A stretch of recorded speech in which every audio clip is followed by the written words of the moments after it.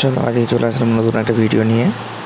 আমরা জানি যে পরিযায়ী শ্রমিক মানে তাদেরকে এককালীন 5,000 টাকা দেওয়া হয় বা মাসে মাসে টাকা দেওয়া হয় যতদিন পর্যন্ত তারা বাইরে কাজ করে চলে আসছে এখানে। পরিযায়ী শ্রমিক, যেটা শ্রমশ্রী প্রকল্প ওয়েস্ট বেঙ্গল সরকার চালু করেছে। কিন্তু আমরা অনেকেই জানি না এই পরিযায়ী শ্রমিকদের জন্য বা কার্ড থাকলে তারা আরও কী কী ফ্যাসিলিটি পায়, আরও কত পয়সা পায়, কীভাবে পায়। ঠিক আছে, তো সেগুলো জানার জন্যই আজকের ভিডিও। সেগুলো জানবো বলে আজকের ভিডিও বানানো।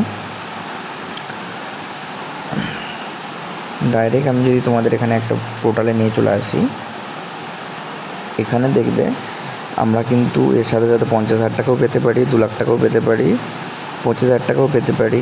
ঠিক আছে, আবার এখানেও 50,000 টাকা পেতে পারি, 1 লাখ টাকা পেতে পারি, তো 3,000 টাকা পেতে পারি।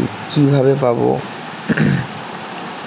যে পরিযায়ী শ্রমিক থাকলেই, শ্রমিক কার্ডটা যদি থাকে, শ্রমশ্রী প্রকল্পে অ্যাপ্লাই করা থাকে এবং অ্যাপ্রুভ করা থাকে, তাহলে আমরা এই টাকাগুলো পেতে পারি।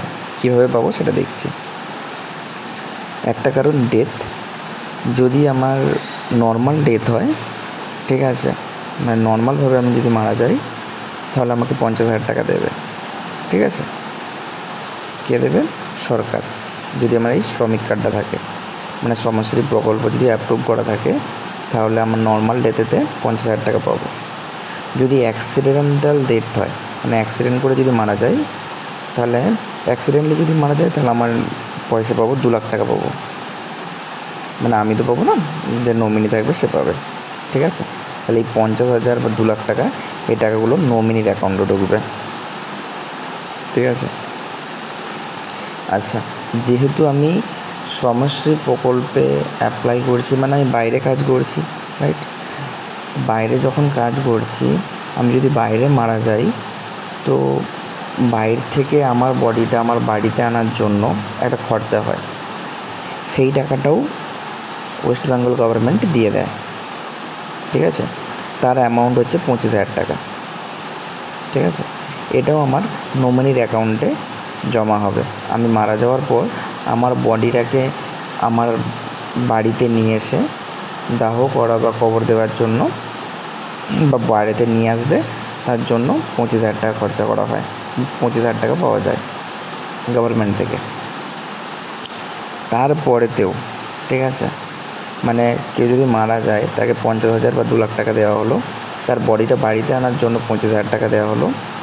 তারপরেতেও নমিনির অ্যাকাউন্টে 3,000 টাকা দেওয়া হয় সেই বডিটাকে সৎকার করার জন্য। কেউ যদি, যাদের পুরানো হয়, দাহ করা হয়, তাদের দাহর জন্য, যাদের কবর দেওয়া হয় তাদের কবরের জন্য, ঠিক আছে, সেখানে খরচা করা হয় 3,000 টাকা। গভর্নমেন্ট পে করে 3,000 টাকা, ওয়েস্ট বেঙ্গল গভর্নমেন্ট পে করে দেয়। তো এই সব টাকাগুলো পুরোটাই ঢোকে আমার নমিনির অ্যাকাউন্টে। যেমন যদি নর্মাল ডেথ হয়, তাহলে 50,000 টাকা পাবো, নমিনি পাবে বা ফ্যামিলি পাবে। আর যদি আমার অ্যাক্সিডেন্টাল ডেথ হয়, তাহলে 2 লাখ টাকা পাবে। আমার বডিটাকে বাইরে থেকে দেশে আনার জন্য বা আমার বাড়িতে আনার জন্য সেটাখানে 25,000 টাকা পেমেন্ট করে ওয়েস্ট বেঙ্গল গভর্নমেন্ট, এবং সেইটা সৎকার করার জন্য আমার বডিটাকে 3,000 টাকা প্রোভাইড করা হয়, ওয়েস্ট বেঙ্গল গভর্নমেন্ট দেয়। আচ্ছা, কোনোভাবে যদি অ্যাক্সিডেন্ট হয়ে যাওয়ার পরে আমার যদি কোনো কিছু ইস্যু হয়, বডিতে ড্যামেজ হয়ে যায়, ঠিক আছে, তো সেখানে আমরা কী করবে? তো সেখানেও যদি শ্রমশ্রী কার্ডটা থাকে, শ্রমশ্রী প্রকল্পটা, মানে পরিযায়ী শ্রমিকের যে শ্রমিক কার্ড আছে, সেই কার্ডটা যদি আমাদের করা থাকে এবং অ্যাপ্রুভ থাকে, তাহলে আমাকে 50,000 টাকা দেবে যদি 40 থেকে 80% ডিসেবিলিটি হয়, মানে হ্যান্ডিক্যাপ যেই কথাটা বলা হয় সেরকম। ফর এক্সাম্পল, হাত কেটে বাদ চলে গেল, পা কেটে বাদ চলে গেল, দেখতে পাচ্ছি না, কানে শুনতে পাচ্ছি না, যে কোনো একটা। তো যদি ওই ডিসেবিলিটির মধ্যে 40 থেকে 80% হয় কোনোভাবে, তাহলে 50,000 টাকা দেবে আমাকে। ঠিক আছে, এটা কিন্তু আমার অ্যাকাউন্টে ঢুকবে। ঠিক আছে, নমিনির নয়। তো আমার যদি শ্রমশ্রী প্রকল্পে অ্যাপ্লাই করা থাকে এবং সেটা অ্যাপ্রুভ করা থাকে, যদি অ্যাক্সিডেন্টাল কিছু একটা হয়, ঠিক আছে, সেখানে আমি বেঁচে আছি, বাট আমার ডিসেবিলিটি মানে অক্ষমতা কমে গেছে, ফর এক্সাম্পল আমরা যেটাকে বলা হয় হ্যান্ডিক্যাপ বলা হয়, ঠিক আছে। তো সেটা ডক্টর দেখবেন, ডক্টর দেখে যদি 40 থেকে 80% মধ্যে ডিসেবিলিটি দেয়, পার্সেন্টেজ দেয়, তাহলে আমাকে 50,000 টাকা দেবে ওয়েস্ট বেঙ্গল গভর্নমেন্ট।